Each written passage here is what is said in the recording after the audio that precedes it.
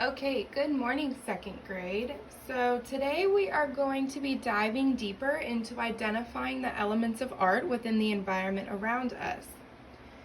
So we are first going to watch a short read aloud video on the story Anywhere Artist, and this is going to kind of describe what we will be doing in class today.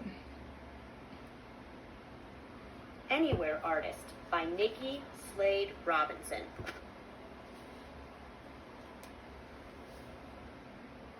I am an anywhere artist. I don't need paint or paper. I can make art anywhere. My imagination is all I need. I am a forest artist. I find fluffy lichen, twisted sticks, and smooth stones. I pick up lacy leaf skeletons. I can make anything I want. I am a beach artist. I collect salty shells. I shape sand. I spread curly seaweed out. I use driftwood, making it stand tall to cast long-fingered shadows over my art. I am a rain artist. My feet dance ringlet patterns in the puddles. I squish oozy mud into silly shapes. I am a sky artist. I lie on the grass and make art inside my head. The clouds are my paints. My imagination is my brush. Sometimes my art fills the whole sky. I can make art anywhere. I can make art with anything. I bet you can too. So what will you make today?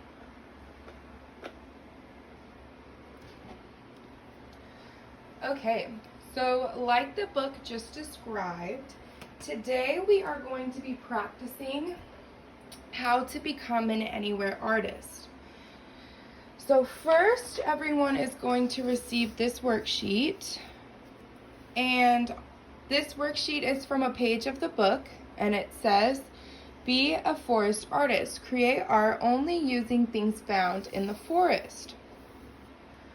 So after my demonstration, we are all going to go outside and explore while also collecting various items that you will be creating with.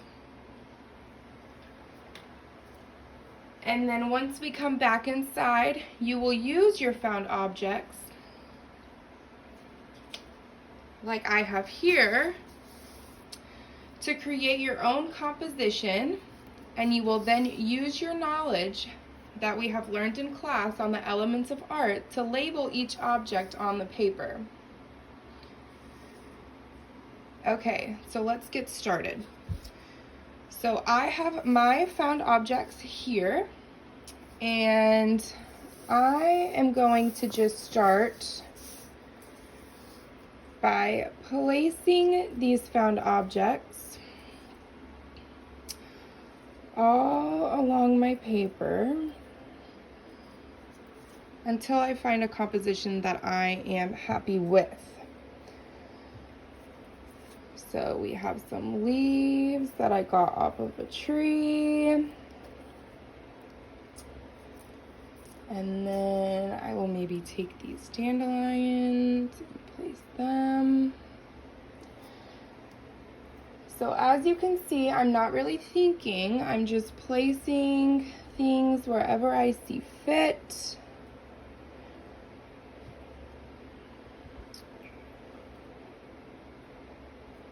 Okay, maybe this can go in the center. And then I found this pretty flower. Maybe we'll put that here. Okay, so once we are happy with where we have placed the objects, we are then going to label each object that we see with the elements of art that we have learned so far in class. So I'm first going to look at my paper, and the first thing that I see are these leaves. So one thing that immediately stands out to me is line. So here we have line work all through here, and then the details within the leaves. So maybe I will go here and draw an arrow and write line. So this shows that I understand where the line element is within the composition. So you will do these for each element that you see within your composition. So next, maybe we will do shape. So for shape, on this middle part here, the shape that I personally see might be circles. So maybe I will write shape, parentheses, circles. Okay, and then next we might do texture. So while I do see a lot of texture within the leaves, I also see a lot of texture within here and within the flower.